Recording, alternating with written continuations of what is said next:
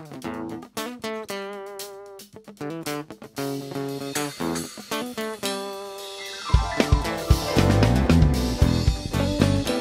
yeah. Tuhan Allah hadir di sini. Dia sediakan berkat bagi setiap kita. Come on. Dengan pujian dengan ucapan syukurmu. Katakan, oh Tuhan Allah hadir di sini. Di tengah umatnya yang memuji, mengucap syukur dalam namanya, Yesus Tuhan kita. Oh Tuhan Allah hadir di sini, berkatnya dirasakan semua. Mari masyurkan kebesarannya, Allah yang perkasa.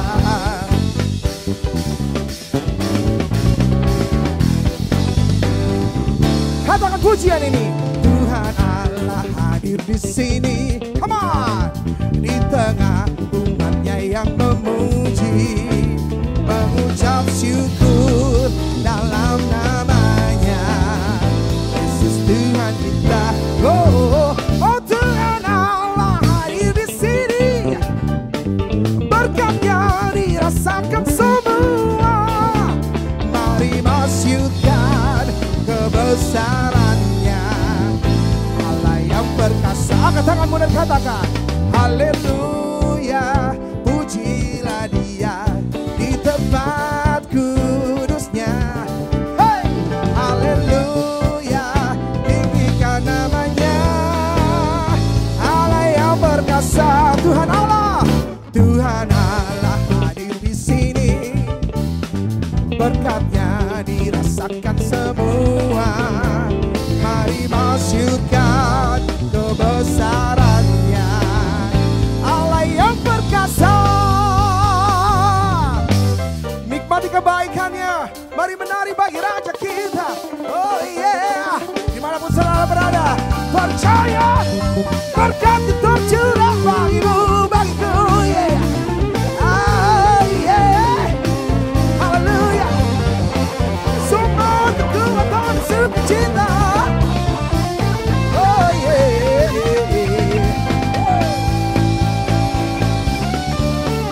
Oh, come on, katakan haleluya, pujilah Dia di tempat kudusnya.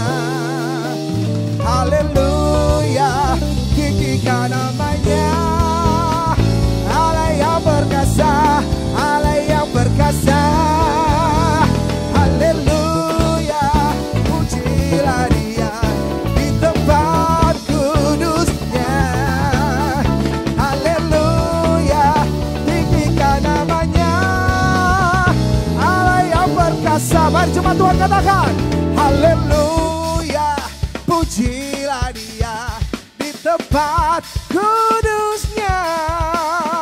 Haleluya, tinggikan namanya, Allah yang perkasa. Say haleluya, haleluya, pujilah Dia di tempat kudusnya. Haleluya, tinggikan namanya, Allah yang perkasa. Tuhan Allah hadir di sini, berkatnya dirasakan semua. Mari masyurkan kebesarannya, Allah yang perkasa. Oh, Allah yang perkasa. Yeah, Allah yang perkasa. Oh yeah. Haleluya. Yesus juru selamat dunia. Yeah. Oh yeah. Kami mau mengasihi Engkau seumur hidup kami Bapa, sepenuh hati kami. Biar Kau terus disenangkan lewat hidup dan pujian kami. Kau layak terima pujian dan sembah kami. Seperti wanita mengurapimu, menangis di bawah kakimu.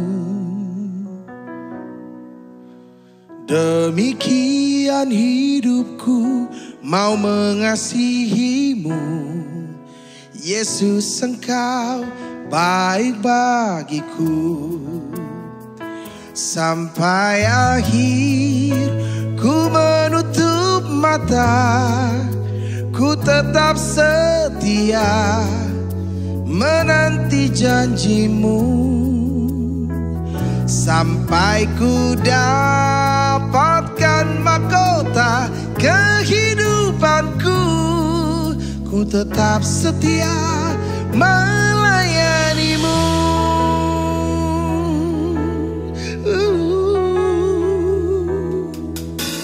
Seperti wanita mengurapimu, menangis di bawah kakimu.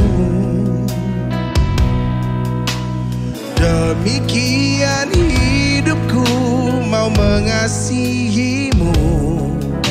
Yesus, Engkau baik bagiku. Katakan, sampai akhir ku menutup mata, ku tetap setia menanti janjimu.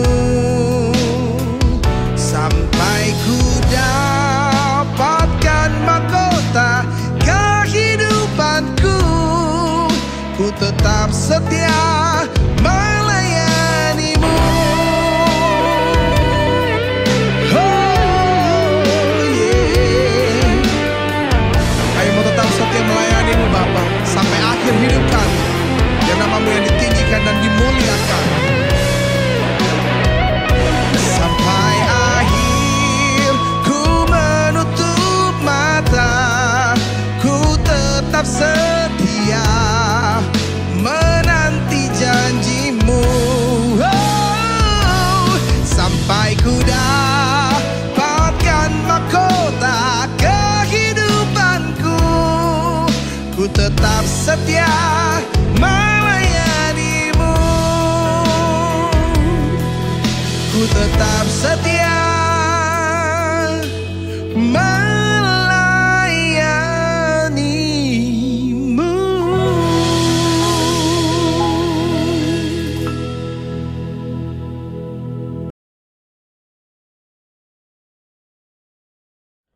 Haleluya, Shalom, keluarga besar GBI Muara Karang yang saya kasihi. Senang sekali hari ini bisa berjumpa kembali dengan saudara-saudara untuk beribadah bersama kepada Tuhan. Kita akan belajar firman-Nya, tetapi sebelumnya, mari kita datang sama Tuhan dalam doa. Kami butuh damai-Mu, Tuhan. Kami butuh damai-Mu saat ini. Di tengah dunia yang berkecamuk, di tengah pandemi yang belum usai, di tengah damai yang hilang, di tengah kecemasan, ketakutan, kekecewaan yang dialami oleh banyak orang. Ya Tuhan, curahkanlah damai sejahtera-Mu Tuhan, hadir dan mengalir kepada kami pada saat ini. Kami butuh Tuhan damai-Mu. Kami butuh damai-Mu.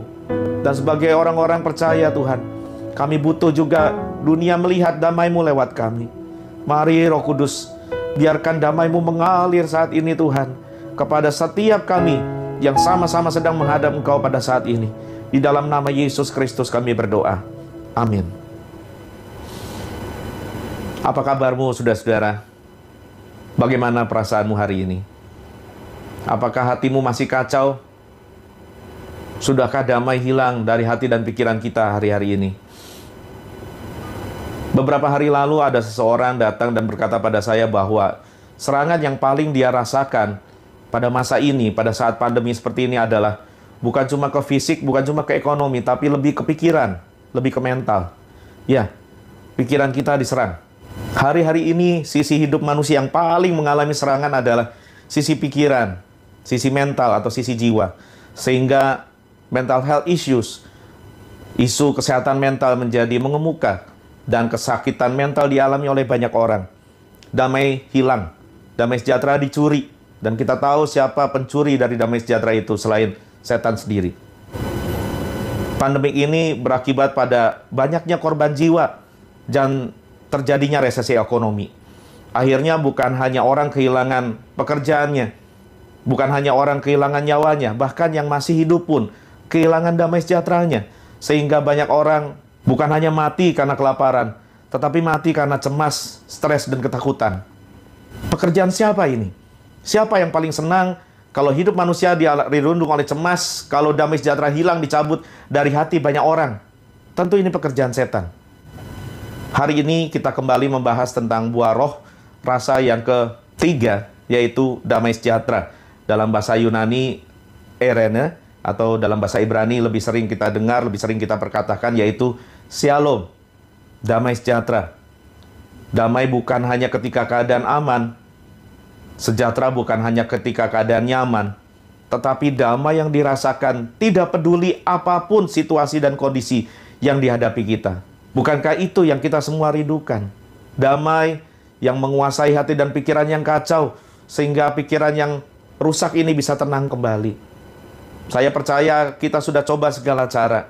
Saya percaya dunia juga coba tawarkan segala cara. Tetapi Anda sudah dapati fakta bahwa sekalipun Anda cari damai itu ke tempat hiburan, damai tidak ditemukan. Sekalipun Anda coba dapatkan damai itu dari uang, dari obat-obatan terlarang, dari dosa, dari drugs, dari apapun, dari narkoba, Anda tidak temukan damai itu. Sebab damai itu hanya dapat diberikan oleh satu pribadi, yaitu Tuhan sendiri.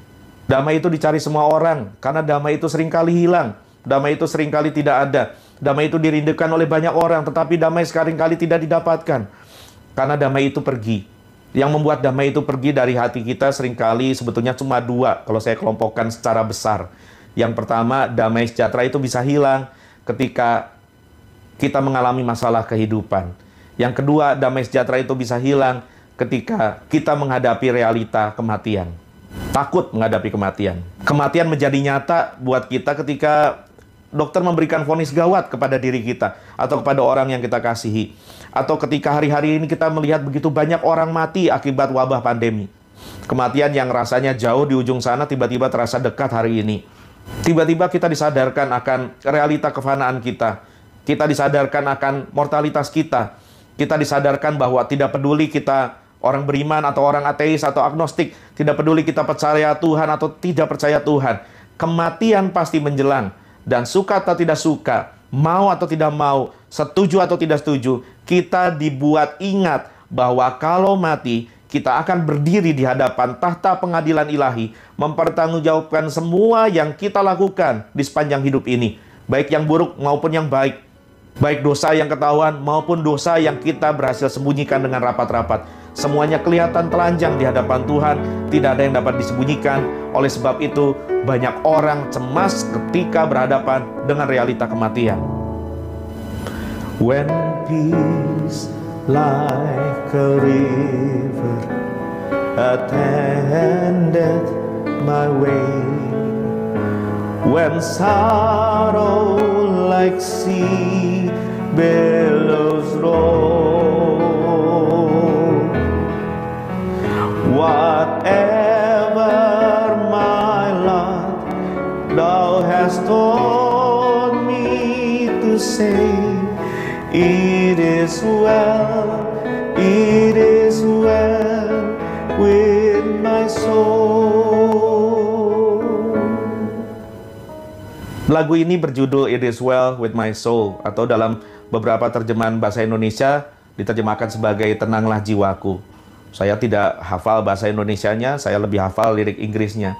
Ditulis pada sekitar tahun 1800-an oleh Horatio Spafford, dengan komposernya adalah Bliss. Lagu ini berkata, sekalipun ketakutan menerjang seperti ombak, seperti badai, tetapi aku akan tetap bisa berkata, keadaanku baik-baik saja, jiwaku tenang. Mungkin Anda pikir seorang komposer ini atau seorang penulis lagu ini adalah orang yang mengalami banyak hal baik dalam hidupnya, yang hidupnya aman-aman dan tenang-tenang saja. Tapi sebetulnya kebalikannya. Dia memiliki 4 orang putri dan 1 orang putra. Berhasil mengelola bisnisnya, juga karirnya sebagai pengacara begitu cemerlang, sehingga dia bisa mengumpulkan harta dan membeli sebuah toko. Tetapi satu ketika tragedi menimpa dia, ketika tempat usahanya tersebut, kantornya tersebut terbakar dan memakan korban jiwa, yaitu putranya sendiri. pada usia yang masih sangat belia, bahkan balita, baru berusia 4 tahun. Mereka terpuruk, stres, tertekan, dan berusaha untuk mencari penghiburan akibat tekanan jiwa yang begitu berat, bukan hanya kehilangan harta, tetapi kehilangan putra. Lantas Horatio berusaha untuk menenangkan istri dan anak-anaknya dengan cara mencoba membawa keluarga untuk berlibur ke Eropa. Lantas dari Amerika mereka membeli tiket kapal pesiar, dan karena ada satu urusan bisnis, maka Horatio mengirimkan istri serta anak-anaknya untuk pergi ke Eropa terlebih dahulu, sementara dia berjanji akan menyusul. Di tengah perjalanan kapal tersebut mengalami musibah. Banyak korban jiwa, dan semua putri dari Horatio Spafford, keempat putri yang tersisa, mati semuanya. Setibanya di Eropa, dalam keadaan sedih, tertekan, dalam keadaan kesedihan yang begitu parah, Ibu Anna, istri daripada Horatio, mengirimkan telegram kepada suaminya dengan berkata, "Save alone." Artinya selamat seorang diri. Artinya semua anggota keluarganya sudah tidak ada lagi. Lantas Horatio menguatkan dirinya untuk kemudian pergi menyusul istrinya ke Eropa. Di tengah perjalanan dengan kapal yang berbeda, kapal itu melewati tempat di mana keempat anaknya mati tenggelam. Tetapi justru pada titik itulah, di tempat itulah, Horatio tidak marah, Horatio tidak kecewa, dia tidak murka, dia tidak panik, dia tidak cemas, dia tidak marah kepada Allah. Sebaliknya, ia mengubah lirik ini. When troubles like sea billows roar, ketika kesukaran, ketika kesusahan, ketika musibah melanda saya seperti gelombang ombak lautan, apapun yang terjadi, Engkau Tuhan sudah mengajar saya untuk saya bisa berkata, it is well with my soul. Jiwaku baik-baik saja, aku tenang, aku tentram. Bagaimana mungkin seseorang yang mengalami tragedi begitu rupa dalam hidupnya, bukan cuma tragedi kecil, kehilangan harta benda, tetapi kehilangan semua putra dan putrinya.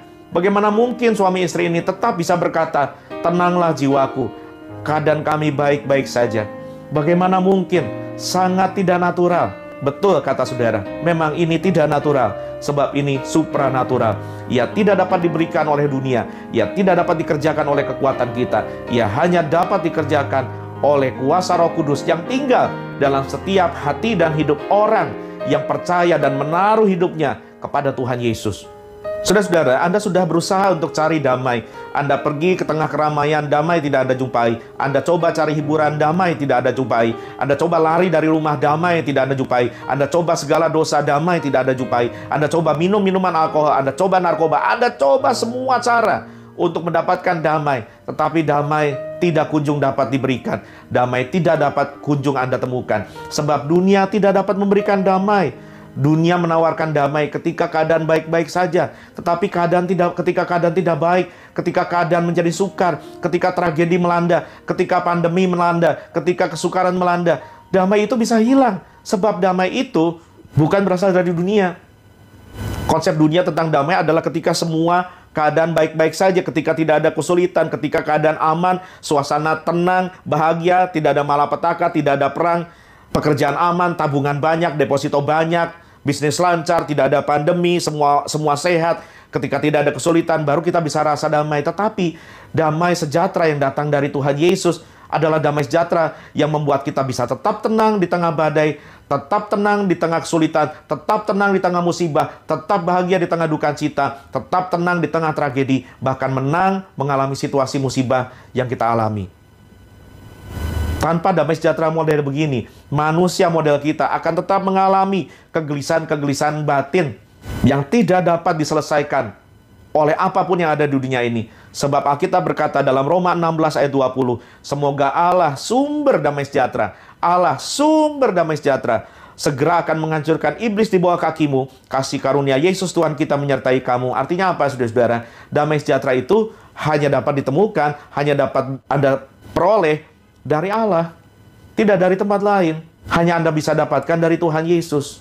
Itu sebabnya ketika kita belajar peristiwa di mana Markus 4 mencatat murid-murid dilanda badai, Yesus berdiri dan menenangkan badai supaya murid-murid dan kita bisa belajar bahwa sekalipun badai boleh mengamuk, sekalipun perahu kita boleh bergoyang, sekalipun ombak menderu dan melanda, tetapi selama Tuhan Yesus ada dalam perahu murid-murid dan dalam perahu kehidupan kita, maka badai seberat apapun, angin sekasar apapun, bisa diredakan Tuhan. Ketika Yesus berkata, diam dan tenanglah, maka keadaan yang bergelora itu bisa menjadi tenang. Maka keadaan hatimu, kecemasan batinmu, kecemasan mentalmu yang begitu bergelora, membuat engkau over anxiety, membuat engkau cemas berlebihan, bisa dijadikan tenang. Obat tidak dapat melakukan ini, resep dokter tidak dapat melakukan ini. Hanya Tuhan Yesus yang sanggup. Saya tidak mengecilkan peran dokter, saya tidak mengecilkan peran obat, tetapi ketika Anda sudah coba pakai dokter, Anda sudah coba dengan obat, Anda sudah coba segala cara, kalau masih tidak bisa juga, izinkan saya berkata kepadamu, kenapa engkau nggak coba Yesus? Kenapa engkau nggak coba Yesus? Yesus sanggup memberikan kepadamu yang dikatakan oleh Filipi 4 ayat 7 ketika Alkitab mencatat, mulai dari ayat 6 saya akan baca kepada saudara. Janganlah hendaknya kamu khawatir tentang apapun juga. Bukankah yang membuat kita tidak damai dan tidak tenang adalah kekhawatiran? Tetapi nyatakan dalam segala hal keinginanmu kepada Allah dalam doa dan permohonan dengan ucapan syukur. Maka ini hasilnya, saudara-saudara. Damai sejahtera Allah yang melampaui segala akal akan memelihara hati dan pikiranmu dalam Kristus Yesus. Damai yang Tuhan beri itu tidak masuk akal. Damai yang Tuhan beri itu melampaui akal. Damai yang membuat Uskup Agung di Smyrna yang bernama Polikarpus tetap tersenyum dan tidak meninggalkan imannya ketika dia hidup di abad kedua. Ketika pemerintah mengancam untuk membunuh dia, membakar dia hidup-hidup, asal dia mau menyangkal Yesus. Tetapi damai sejahtera Kristus membuat dia bertahan sampai mati, bahkan sampai mati dibakar hidup-hidup. Damai sejahtera yang sama menyertai murid-murid. Alkitab mencatat begitu berbahayanya hidup jemaat mula-mula, begitu berbahayanya hidup pelayanan para rasul Yesus, para murid Yesus. Bahkan sejarah mencatat bahwa hampir semua murid Yesus tidak ada satupun matinya yang normal. Petrus disalib terbalik, Thomas ditombak, ada beberapa yang disiksa, digantung, dicambuk, dibakar. Hanya Rasul Yohanes sendiri yang setelah disiksa dengan berbagai cara tidak kunjung mati, yang kemudian mati normal ketika mencapai usia tua. Tetapi mereka semua mati tanpa kehilangan damai sejahtera. Seperti yang dialami Horatius Spafford, dalam keadaan paling duka, dalam keadaan paling bergolak, keadaan batin paling terpuruk, damai Kristus yang tidak masuk akal itu melanda mereka. Saya tahu saya sedang berkata kepada beberapa orang yang sungguh-sungguh membutuhkan damai ini. Tahukah saudara, bukan cuma Anda, saya pun membutuhkannya. Dan saya pun beberapa kali menikmatinya ketika keadaan paling sukar, paling terpuruk, ketika keadaan paling mencemaskan, ketika vonis dokter begitu mengerikan, ketika dikatakan nyawa saya sudah di ujung tanduk, ketika saya mengalami beberapa kali kecelakaan, ketika saya mengalami beberapa kali operasi, ketika damai itu rasanya seperti mau pergi. Tetapi Roh Kudus dalam kasih Tuhan Yesus Kristus memberikan kepada saya damai yang tidak masuk akal, membuat saya tinggal tenang, sekalipun saya sedang berjalan dalam lembah kekelaman. Damai yang sama Tuhan sediakan buat setiap saudara yang mau percaya kepada Tuhan Yesus. Baik Anda yang bukan Kristen maupun Anda yang sudah Kristen lama. Damai ini ditawarkan Yesus hari ini buatmu. Damai ini tersedia hari ini buatmu. Ketika keadaan begitu kalut, ketika keadaan begitu bingung, ketika keadaan begitu menakutkan, Anda bisa berkata kepada dirimu di dalam nama Tuhan Yesus, Erene, Shalom, damai, damai. Karena damai itu ada 3, saudara, kebenaran damai ini. Yang pertama, damai sejahtera itu dijanjikan oleh Tuhan Yesus. Kalau manusia yang berjanji, maka Anda boleh tidak percaya.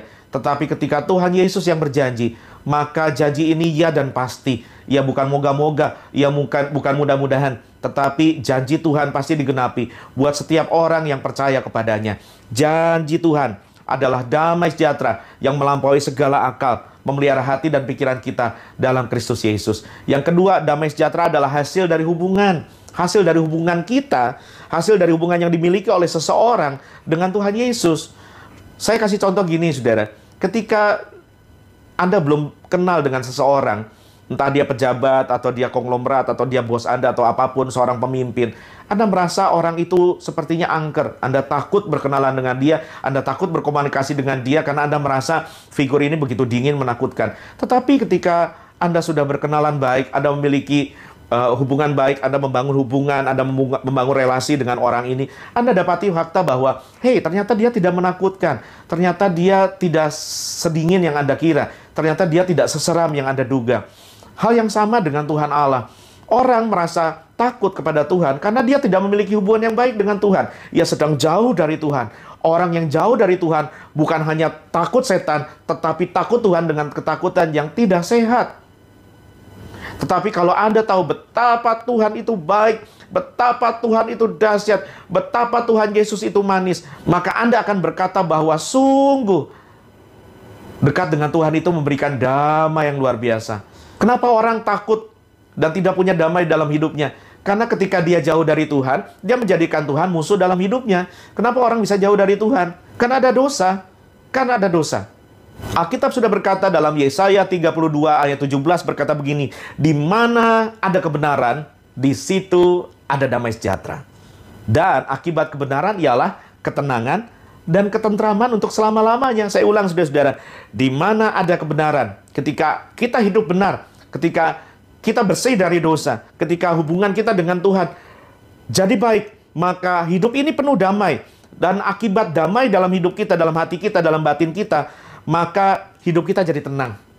Dan bukan cuma tenang, tetapi dikatakan hidup kita tentram. Atau dalam versi Alkitab bahasa Inggris di Amplified Bible dikatakan begini, and the effect of righteousness will be peace, internal and external, and the result of righteousness will be quietness and confident trust forever.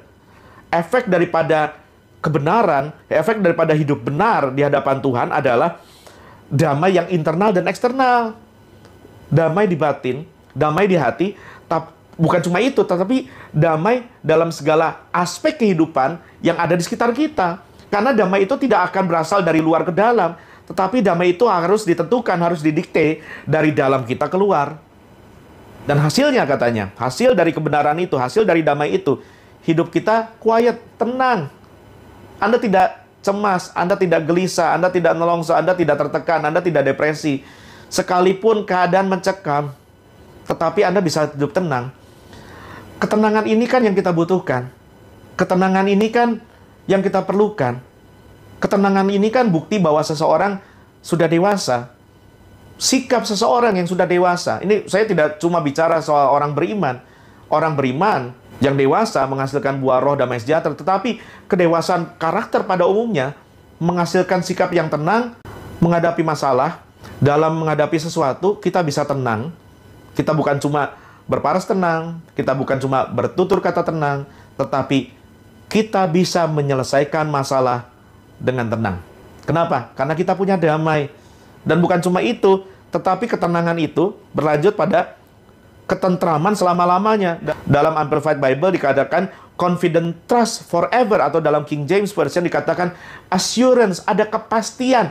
Ada kepastian karena kita tahu kepada siapa kita percaya, ada confident trust, ada kepercayaan yang penuh rasa percaya, yang penuh dengan assurance, yang penuh dengan kepastian, karena Allah yang kita percayai, karena Yesus yang kita percayai adalah Tuhan yang berjanji dan pasti menepati, adalah Tuhan yang setia dan tidak pernah meninggalkan kita. Dia adalah Bapa yang baik, yang selalu menyertai kita dalam setiap hal, dalam segala perkara, di setiap musim, dalam segala situasi, untuk memberikan damai yang sungguh dibutuhkan oleh hati ini.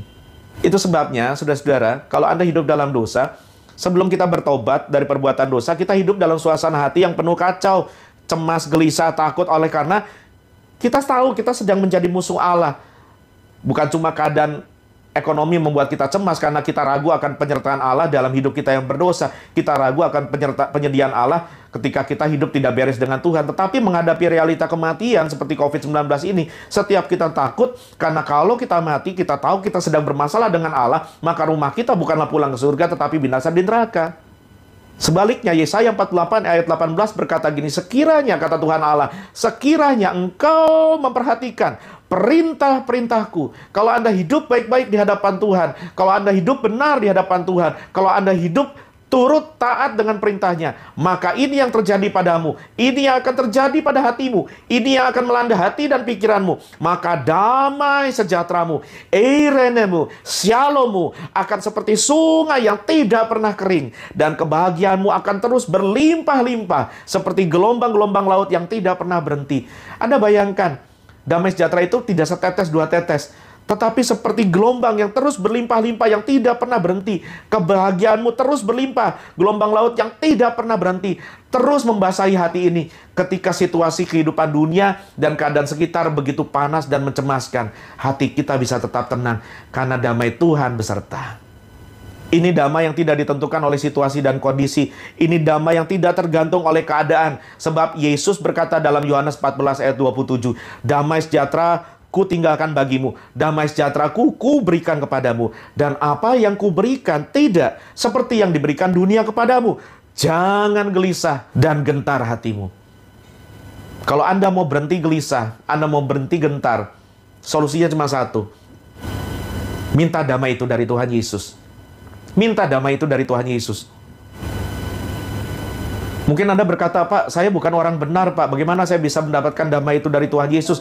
Tepat sekali katamu. Siapa di antara kita, termasuk pendeta seperti saya berkata, sekalipun, yang bisa berkata bahwa saya orang benar, saya orang perfect, saya orang sempurna, saya blameless, saya spotless, saya tidak punya salah sedikit pun, saya tidak punya dosa sedikit pun. Siapa yang bisa berkata seperti itu? Itu sebabnya hari ini, saudara-saudara, kita mengingat korban Tuhan Yesus di atas kayu salib, di mana tubuh Yesus dicambuk, ditombak, dipaku, diremukan, dihancurkan, dan darah Yesus tercurah untuk membayar apa, saudara? Untuk membayar setiap hutang dosa kita di hadapan Allah, membayar setiap pelanggaran kita, membayar setiap ketidakbenaran kita, sehingga oleh pengorbanan Yesus, Yesus yang hidup 33 tahun dengan sempurna, melakukan semua hukum Taurat, melakukan semua hukum Allah, bersedia menjadi korban penebus hutang dosa kita di hadapan Allah, sehingga kepada setiap orang yang percaya kepada Yesus dari kacamata Allah, dia tidak lagi melihat salah kita, dia tidak lagi melihat dosa kita, dia tidak lagi melihat ketidakbenaran kita,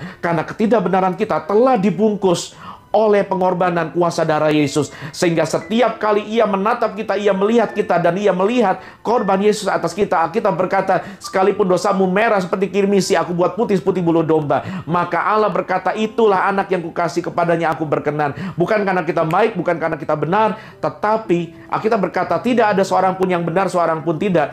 Tetapi kita dibenarkan karena Allah mengaruniakan anaknya yang tunggal, Kristus Yesus, untuk mati menebus segala dosa kita, sehingga kita yang tidak benar bisa jadi benar, dan bukan cuma dijadikan benar, tetapi terus-menerus karya Roh Kudus tidak pernah berhenti di dalam kita, sehingga kita menghasilkan buah roh dan bertumbuh dalam kebenaran.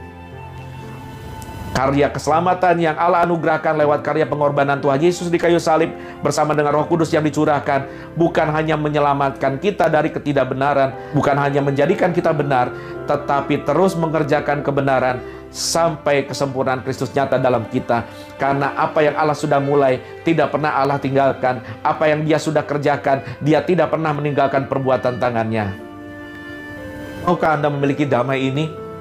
Capakkah Anda dengan keadaan hidup tanpa damai? Mengapa Anda memilih untuk terus hidup jauh? Sementara Allah hari ini, lewat tayangan ini, lewat pemberitaan firman ini, sedang memanggilmu kembali dan berkata, anakku pulanglah, anakku kembalilah, tinggalkan segala dosamu, tinggalkan segala cemasmu, tinggalkan segala ketakutanmu, nikmatilah damai sejahtera yang aku sediakan, berlimpah-limpah seperti ombak yang tidak pernah habis, akan meredam hatimu dari segala panas dan cemas, dan mendinginkan jiwamu sehingga batinmu jadi tenang. Inilah yang Kristus tawarkan. Dan dunia membutuhkan damai.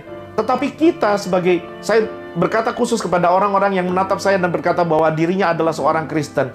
Dunia tidak akan pernah bisa melihat damai Kristus. Dunia tidak akan pernah bisa merasakan damai Kristus lewat kita kalau kita tidak memilikinya. Karena yang pertama tadi saya katakan, damai sejahtera adalah janji Tuhan Yesus.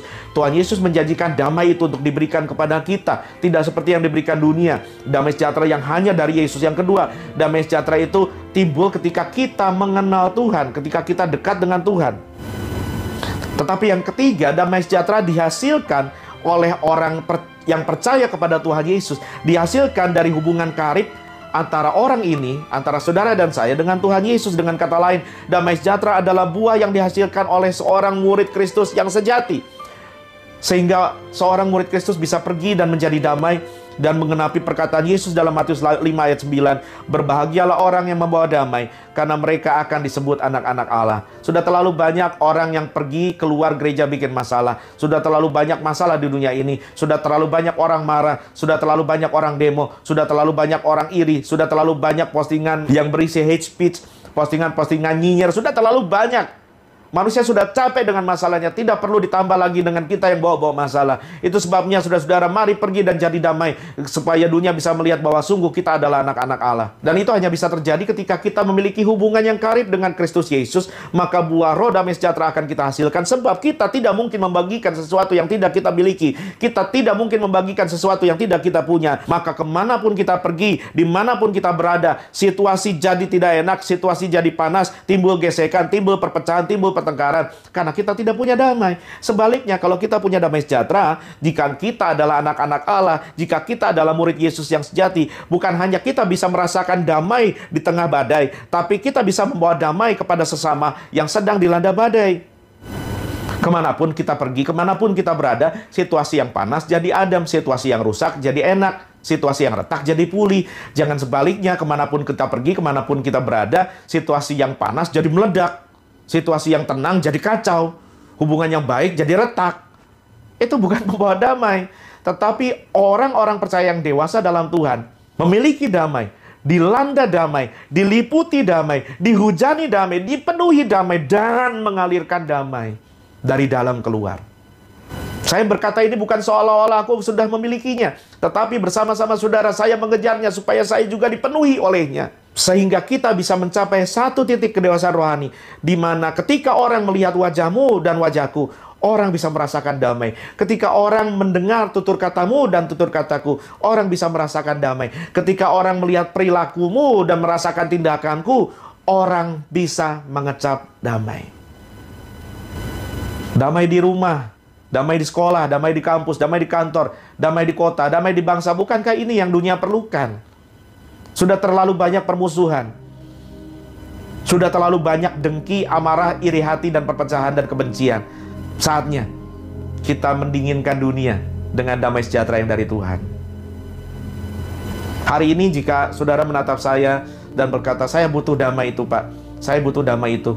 Sama seperti saudara, saya juga butuh damai. Saya ingatkan sekali lagi, Alkitab berkata, sekiranya engkau memperhatikan perintah-perintahku, sekiranya engkau memperhatikan perintah-perintahku, kata Tuhan, maka damai sejahteramu itu seperti sungai yang mengalir akan berlimpah-limpah, membasahi hatimu seperti ombak yang tidak pernah kering. Kalau kita mau berada dalam hubungan yang dibenarkan, bukan cuma karena kita mampu hidup benar, karena tidak ada seorang pun dari kita yang mampu hidup benar tanpa pengampunan Tuhan, tanpa dibenarkan oleh Tuhan, dan tanpa pertolongan Roh Kudus Tuhan. Maka hari ini firman Tuhan mengingatkan kita, Yesaya 32 ayat 17, di mana ada kebenaran, di situ ada tumbuh damai sejahtera. Sehingga kita bisa hidup tenang, kita bisa hidup tentram. Ketenangan, ketentraman, damai sejahtera dicari oleh semua orang termasuk saudara dan saya. Sebab itu, yuk berhenti hidup tidak benar, berhenti hidup dalam dosa, tinggalkan segala cemas, tawar hati, duka cita, amarah, dengki, kebencian. Lepaskan pengampunan kepada semua orang yang pernah melukaimu. Lepaskan pengampunan kepada semua orang yang pernah menyakitimu. Lepaskan pengampunan kepada semua orang yang pernah mengkhianatimu. Dan hari ini saatnya berbalik dari dosa, kembali kepada Allah. Minta pengorbanan Yesus, darahnya, menjadikan Anda bersih dari segala dosa. Bukan karena Anda mampu mengerjakan hukum Allah, tetapi karena Anda terlebih dahulu dibenarkan oleh Yesus. Sehingga kebenaran itu akan menolong Anda setiap hari, setiap hari, setiap hari, setiap hari, setiap detik bertumbuh dalam kebenaran. Sehingga Allah yang kelihatannya jauh, Allah yang kelihatannya musuh, bukan lagi jauh dan bukan lagi musuh, tapi Dia berkata kepadamu dan kepadaku, inilah anak yang kukasihi, kepadanya aku berkenan. Kalau Anda hidup dekat dengan Allah, masalah boleh ada, kesukaran boleh melanda, tetapi orang yang tahu Allahnya dekat dengan dia, orang yang berjalan bersama Yesus, tidak khawatir akan hari esok, tidak akan khawatir soal ekonomi, tidak akan khawatir akan kekurangan, percaya akan kecukupan, percaya akan pemeliharaan Allah, bahkan tidak khawatir akan kematian, sebab kematian bukanlah akhir dari setiap orang yang dibenarkan oleh Yesus. Kematian adalah awal dari kebahagiaan kekal bersama Yesus di rumah Allah Bapa yang senang. Mari kita satu dalam doa. Bapa, dalam nama Yesus, Engkau lihat sahabat-sahabatku, Engkau lihat teman-teman, saudara-saudaraku yang sedang menyaksikan program, yang hidup dalam kekalutan. Tidak ada ketentraman, tidak ada ketenangan jiwa. Hatinya dilanda, diliputi oleh berbagai duka cita, berbagai anxiety, berbagai kecemasan. Hari ini aku berkata di dalam nama Yesus, diam dan tenanglah.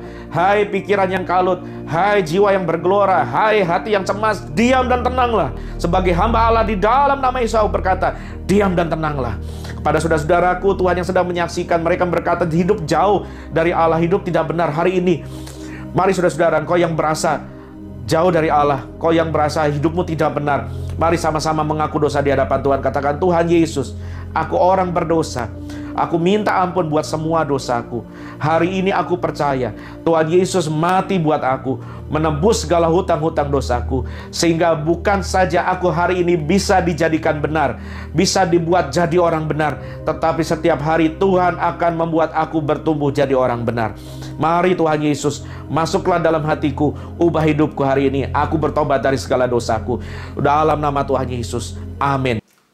Shalom saudara-saudara yang dikasihi Tuhan. Apa kabar saudara? Luar biasa. Memang betul luar biasa. Tuhan Yesus yang terus-menerus menopang, melindungi dan memelihara kepada kita semua. Saudaraku, pada hari ini kita sudah diberkati dengan firman Tuhan.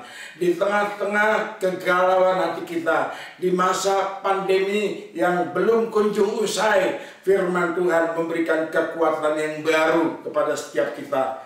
Firman Tuhan hari ini berjudul yaitu tetap damai walaupun badai mengamuk, yang telah disampaikan oleh hambanya tadi, yaitu Bapak Pendeta Asaf Immanuel MTH. Begitu memberikan pengharapan yang baru kepada setiap kita, bahwa sungguh pada saat ini ada banyak orang, banyak rumah tangga yang kehilangan damai sejahtera itu. Bukan hanya damai yang hilang, tapi dampak corona yang luar biasa sudah memakan banyak korban jiwa dan juga membuat resesi ekonomi global, membuat banyak orang cemas, stres dan ketakutan. Saudara, badai corona begitu besar dampaknya ya saudaraku.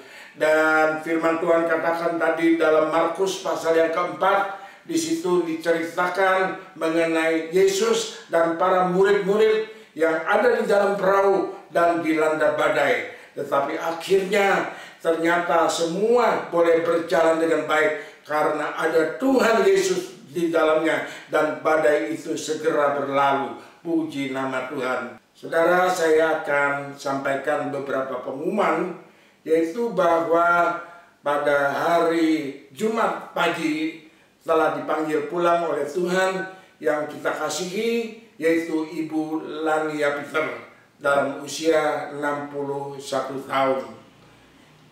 Biarlah kita juga mau terus mendukung keluarga supaya diberikan kekuatan, diberikan penghiburan oleh Tuhan. Dan kegiatan di tengah minggu, saudaraku, setiap hari Rabu kita ada komsel yang dimulai setiap Rabu jam 8 malam. Setiap hari Kamis ada ibadah WBI yang diadakan mulai jam 11 siang. Dan setiap hari Sabtu ada ibadah doa fajar mulai jam 6 pagi. Semuanya dilaksanakan dengan aplikasi Zoom Meeting. Puji Tuhan. Dan minggu depan, tanggal 29 November 2020, kita kembali adakan ibadah online seperti hari ini, dan kita akan dilayani oleh Bapak Pendeta Nathanael pribadi.